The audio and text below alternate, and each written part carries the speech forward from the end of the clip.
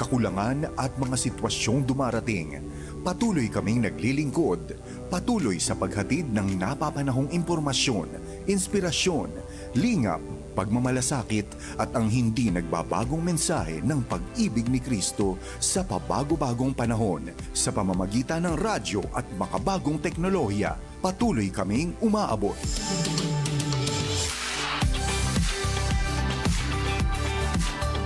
Ito ang Care 104.3 DWAY-FM, himpilan ng Far East Broadcasting Company sa Bicolandia. Nagpapatuloy sa pag-abot sa buong Bicol Region at kahit saan man sa mundo sa loob ng 52 taon hanggang marinig ng lahat.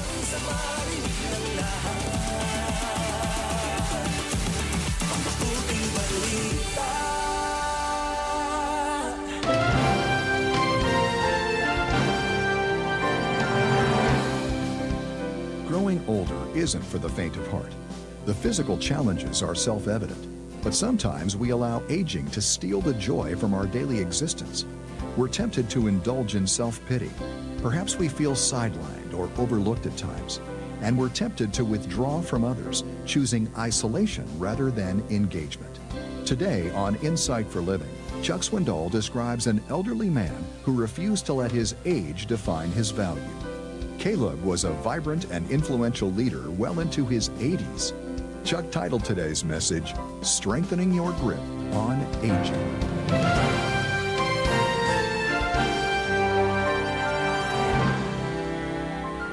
When you stop and think about it, growing old is not much of a challenge. All you have to do is keep on breathing. You don't have to think or exercise or read or take courses or travel around the world or even get out of your own house for that matter. Just exist. It'll happen automatically. Trust me. We will grow old with zero effort. Growing up, however, is another matter. Growing up is an uphill climb. We have to give it all we've got. To begin with, we can't let our attitude have its way. If we do, we'll get negative and crotchety. Also, our sense of humor will be squeezed out of us between the vice jaws of bad news and opinionated views.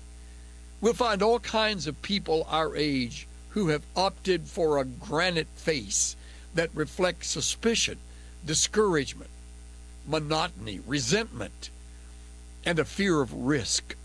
So let's don't go there. There's a wonderful, albeit brief, biography of a man in the Old Testament who aged well. His story is in the book of Joshua, chapter 14, recorded in verses 6 through 14. This is a brief story of Caleb, who is the perfect example of our message today. I want you to listen carefully now to Joshua 14 in the New Living Translation. You'll hear about a man you'll never forget. Beginning at verse 6, a delegation from the tribe of Judah, led by Caleb, son of Jephunneh, the Kenizzite, came to Joshua at Gilgal. Caleb said to Joshua, "Remember what the Lord said to Moses, the man of God, about you and me when we were at Kadesh Barnea? I was 40 years old when Moses, the servant of the Lord, sent me from Kadesh Barnea to explore the land of Canaan. I returned and gave an honest report. But my brothers, who went with me, frightened the people from entering the promised land. For my part, I wholeheartedly followed the Lord my God. So that day Moses solemnly promised me, the land of Canaan on which you are walking will be your grant of land, and that of your descendants forever, because you wholeheartedly followed the Lord my God." Now, as you can see, the Lord has kept me alive and well as he promised for all these 45 years since Moses made this promise, even while Israel wandered in the wilderness. Today, I am 85 years old. I am as strong now as I was when Moses sent me on that journey. And I can still travel and fight as well as I could then. So give me the hill country that the Lord promised me. You will remember that as scouts, we found the descendants of Anak living there in great walled towns. But if the Lord is with me, I will drive them out of the land, just as the Lord said. So Joshua blessed Caleb, son of Jephunneh, and gave Hebron to him as his portion of land. Hebron still belongs to the descendants of Caleb, son of Jephunneh the Kenizzite, because he wholeheartedly followed the Lord, the God of Israel.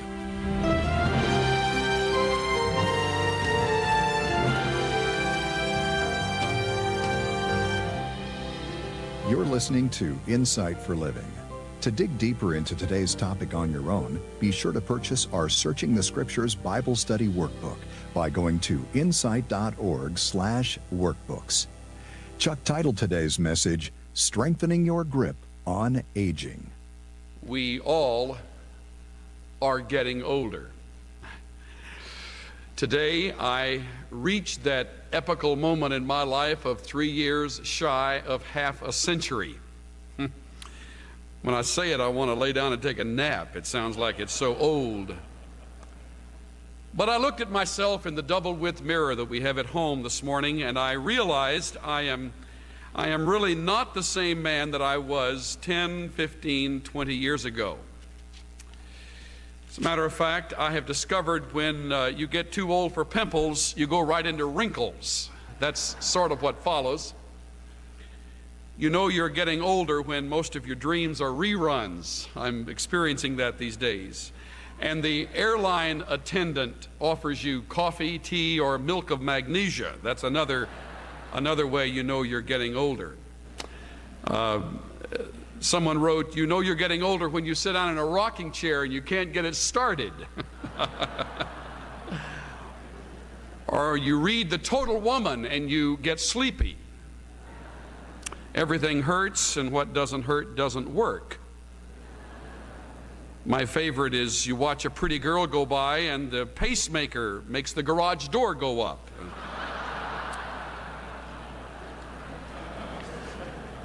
Usually we're our worst critics when it comes to age. Children don't mind that we get older. In fact, they seem to prefer it. Especially is this true of grandparents. Children are very defensive about their grandparents, and the fact that grandparents get older just makes it better. There is a little article written by a third grader, and in this article entitled, "What is a Grandmother?" this third grader writes, "A grandmother is a lady who has no children of her own. She likes other people's little girls and boys. A grandfather is a man grandmother. He goes for walks with the boys and they talk about fishing and stuff like that. But grandmothers don't have to do anything except be there. They're old, so they shouldn't play hard or run around. It's enough if they drive us to the market where the pretend horse is and they have a lot of dimes ready. Or if they take us for walks, they slow down past things like pretty leaves and caterpillars. They never say, hurry up." Usually grandmothers are fat, but not too fat to tie our shoes. They wear glasses and funny underwear.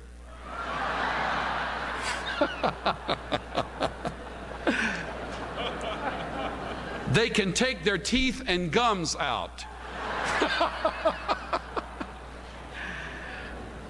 Grandmothers don't have to be smart. They only have to answer questions like, why isn't God married? And how come dogs chase cats? Grandmothers don't talk baby talk like visitors do because it's hard to understand. When they read to us, they don't skip pages either. And they don't mind if it's the same story over and over again. Everybody should try to have a grandmother, especially if you don't have television, because they are the only grown-ups who have time. But on the other hand, there are people who don't view age with that kind of supportive feeling. Even those who have retired don't always look upon it with delight. One man expressed his feelings about retirement in a little 4-line poem, which goes like this: I get up each morning, dust off my wits, pick up the paper and read the obits. If my name is missing, I know I'm not dead, so I eat a good breakfast and go back to bed. I must confess, there are days that schedule sounds fantastic to me, honestly. And yet, as I talk to, as I listen to, as I spend time with some of our older friends, I pick up another attitude. In fact, I've thought this week about 3 or 4 common attitudes that I hear from those who are getting older and who feel that it's catching up with them.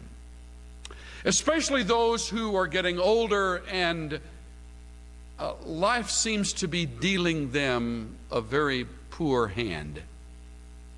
The first attitude that I discover is the attitude of uselessness. Oh, I'm just in the way, or I'm over the hill. Sometimes this comes from people who were very resourceful in their younger years, but now they feel like it's a study in futility because they have a lot of answers, but no one is asking their opinion. An attitude of uselessness. This often accompanies an attitude of guilt, which says, I blew it. If only I had a second time I could go around.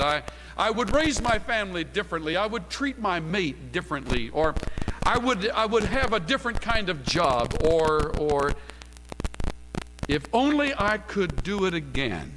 A lot of guilt in that statement. Like this: across the fields of yesterday, he sometimes comes to me, a little lad just back from play, the boy I used to be. He smiles at me so wistfully when once he's crept within. It is as though he had hoped to see the man I might have been. Guilt writes that kind of stuff. Oh, if only I could have, if only it might have been, if only. This is a terribly demoralizing feeling about oneself, and age simply increases the guilt. There's a third kind of attitude, and it's self-pity. Perhaps the most pitiable of the 4 is this one. The feeling, nobody cares, so why should I? Nobody cares when I hurt. Nobody cares where I live. Nobody cares where I or if I die. It just kind of washes between blame and bitterness. And on top of it all is the attitude of fear. Fear about the economics. Fear about my home. Fear about my fading health. Fear about my children who don't come around like they used to. Fear about losing those very special supportive friends that meant so much to me. And even among some of the older friends, fear of losing their mate through divorce or, of course, death. Now, when you couple all of this with the impatience of youth and the hotshot young executive who is climbing to the top regardless of the older people around him or around her, the person who is getting up in years begins to believe the lie, I am really not important. I am really not valuable. And therefore, I would choose not to be humiliated in front of a group. Don't talk to me about assimilation. Leave me alone. Let me live my isolated life. I don't need to be told, what's the matter? Didn't you hear us the first time? I don't need to be put down. I don't need to be walked over. I'll just live alone. Just leave me alone. And yet I can tell you, having lost my own dad later in life, I can tell you one of the worst ways to die is to die alone. When my mother died, just about 10 years before my father died, something horrible happened inside my dad. The light went out of his life. Not simply his closest friend, but it's not an exaggeration to say perhaps his only real friend left this earth. And he lived in the next 8, 9 years that followed a very isolated, lonely life. God allowed us as a family to witness that in my dad, part of which time he lived with us, part of which time he did not, so that all of us in the Swindoll family would learn an unforgettable lesson, that a life lived alone is just lingering death. We need each other, especially as we get older. If there is any group that needs to be assimilated into a congregational relationship, it is the older friends, but they are often given the stiff arm by those of us a little bit younger. I want to talk with you today, if you wrestle with a feeling of uselessness or guilt or self-pity or fear, if you wrestle with this old battle of age, and we all do, some more than others. Turn first to Psalm number 90. It's a psalm written by an old man who is beyond 80 years of age. His name is Moses. And Moses talks about how God has always been there and will always be there. He's older than the hills, says the first 2 verses. He is older than earth. He is older than the universe. In fact, he is timeless in age. He is ageless, for he is God. But then the psalmist turns the finger of attention toward himself. And beginning about verse 3, he begins to bring up picturesque, descriptive terms that describe life as it caves in on the aging. Thou dost turn man back into dust. 4, 1,000 years in thy sight are like yesterday. 1,000 years in thy sight are like a watch in the night. It moves so fast. Life comes in and death emerges, verse 5, like a flood, silently, dangerously moving with its clammy fingers nearer and nearer my dwelling, like a river that's left its banks and moving into my home. Life is like grass. It sprouts in the morning and it withers at night. Verse 9, perhaps the most descriptive of all the terms, our days have declined, we have finished our years. Like a sigh. You can feel it from the page. Like a sigh.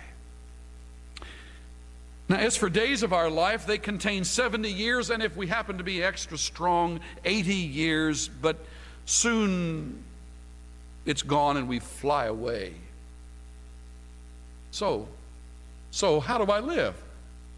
Since life is like grass and like dust and like yesterday and like a flood and like a watch in the night, since life is lived with a long sigh, at the end of it in a parenthesis, sort of, oh my, how do I respond to life today? Why shouldn't I feel useless? Why shouldn't I have guilt? Why shouldn't there be an enormous amount of self-pity? Why shouldn't I be afraid? Verse 12, in light of all these things, Lord, teach us to number our days that we may present to Thee a heart of wisdom. Look at that verse. It's a prayer. Lord, teach us to account for our days, not years. No, it's day by day and with each passing moment, not year by year and with each annual holiday. No, day by day. And so teach us to account for each day that we may, literally the word means gain or bring in, that we may gain and present to you at the end of our life wisdom. Our hair may gray, our face may wrinkle, but Lord God, make it possible for me by the ending days of my life to have before you a heart of wisdom. So I offer a new principle. Not new, it's as old as the psalmist. Since every day is a gift from God, I live each one enthusiastically for Him. Now there's a principle to live by. Since every day is a gift from God, I live each one enthusiastically for Him. Not for my circumstances, because they may become grim. Not for myself, because that inevitably caves in on me. And not just for others, but for Him, that I may present to Him a heart of wisdom. And I choose to live enthusiastically. I choose the attitude of enthusiasm rather than just a long, empty sigh. Now, I hear some of you answering, that's terribly, terribly optimistic. Swindoll, you're sounding like an idealist again. If you only knew my circumstance, you wouldn't give me that kind of stuff. Wait a minute. Wait a minute. This isn't my stuff. This is God's stuff. And we hear all too little of it in our humanistic society that views life strictly from the horizontal plane. God comes in like a beam of light across the sky, and He lands right in this passage, and He says, I want to shed some light on your life that you may not hear from any other source. You live each day unto me. You adopt an attitude that honors me, and I will give you in return some enthusiasm like you can't believe.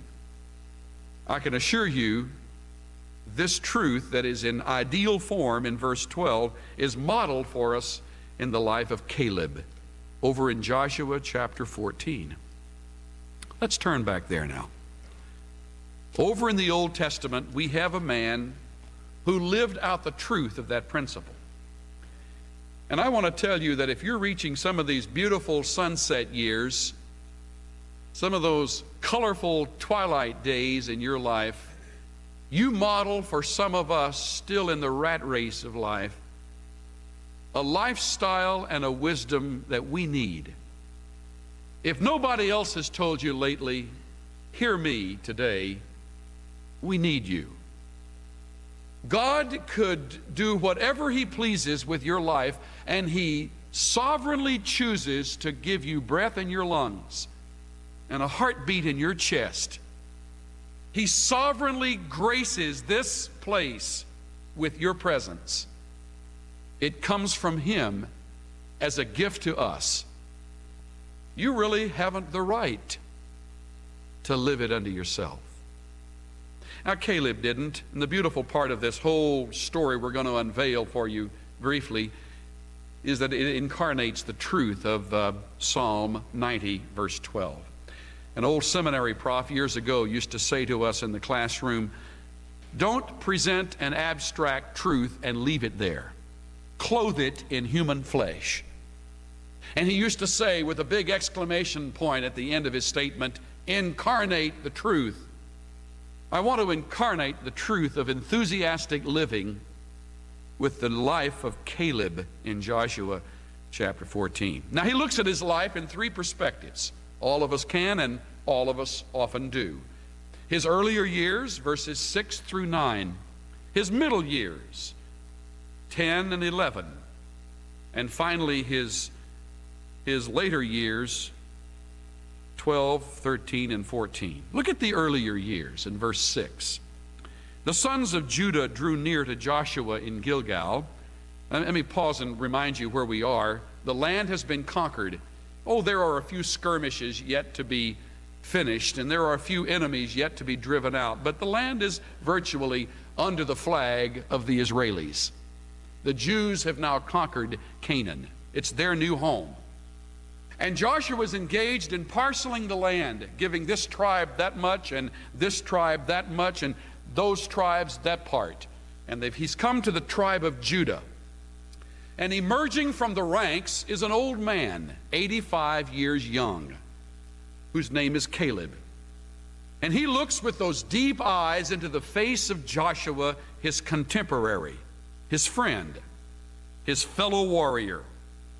And he says in verse 6, you know the word which Jehovah spoke to Moses, the man of God, concerning you and me in Kadesh Barnea? Now, wait a minute. We've got to stop right here and think back 45 years when they were just coming to the edge of Canaan and they sent those spies into the land, Caleb says, Joshua, remember back when Jehovah spoke to us when we were among that band of 12 spies? Remember that? Well, do you remember that Moses, the leader, verse 9, swore on that day, the land on which your foot has trodden shall be an inheritance to you and your children forever. Remember that? I think he's thinking wistfully about how life once was.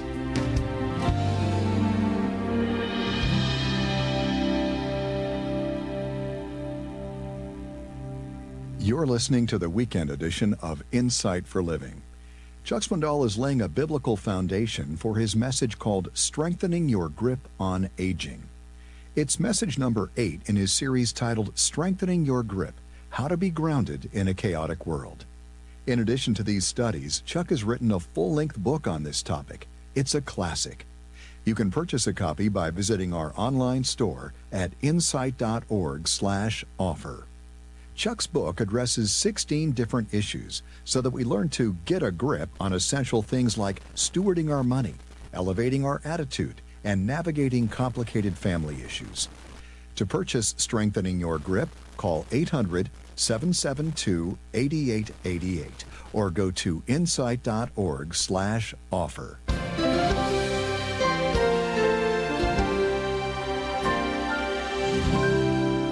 I'm Bill Meyer. Join us when Chuck Swindoll continues his message called Strengthening Your Grip on Aging, next weekend on Insight for Living.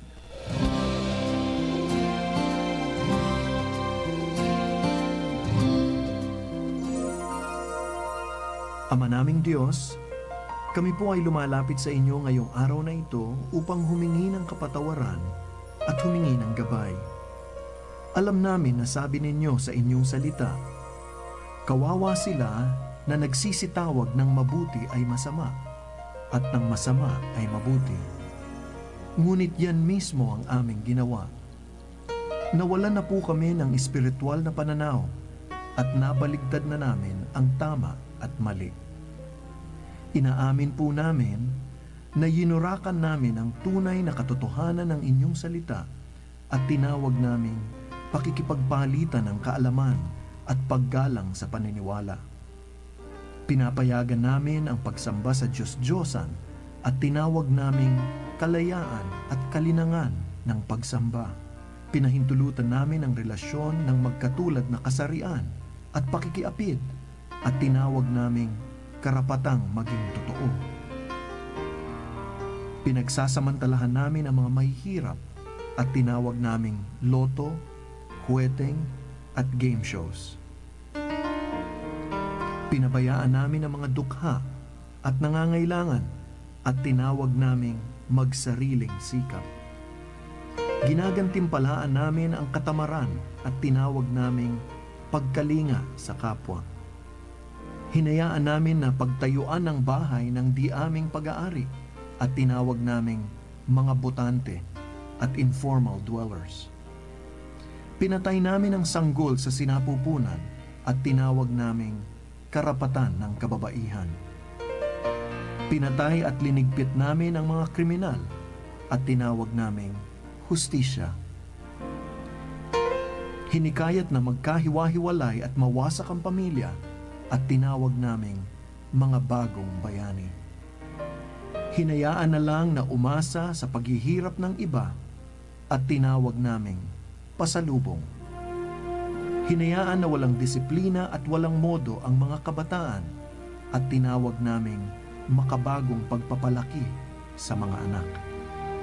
Inabuso namin ang kapangyarihan at tinawag naming politika at pamamahala.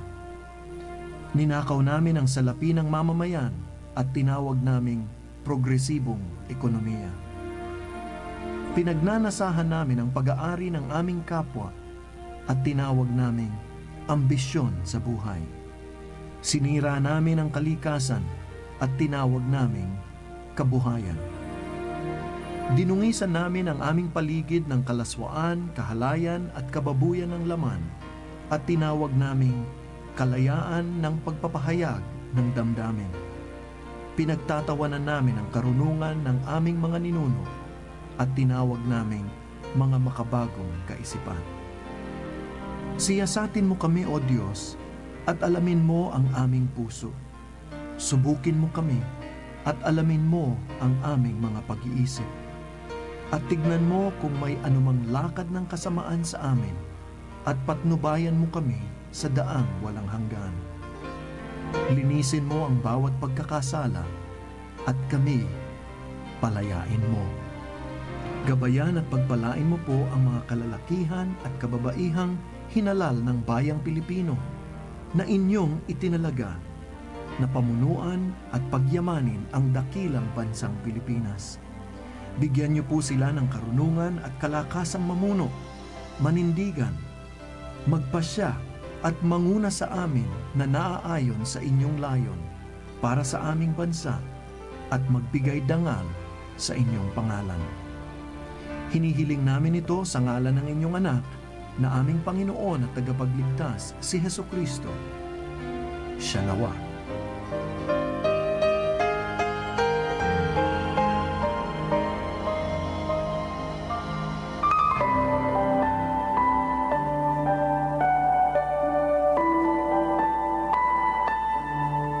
Mas pinatatag ng iba't ibang hamon ng panahon sa gitna ng bagyo, kalamidad, kakulangan at mga sitwasyong dumarating. Patuloy kaming naglilingkod, patuloy sa paghatid ng napapanahong impormasyon, inspirasyon, lingap,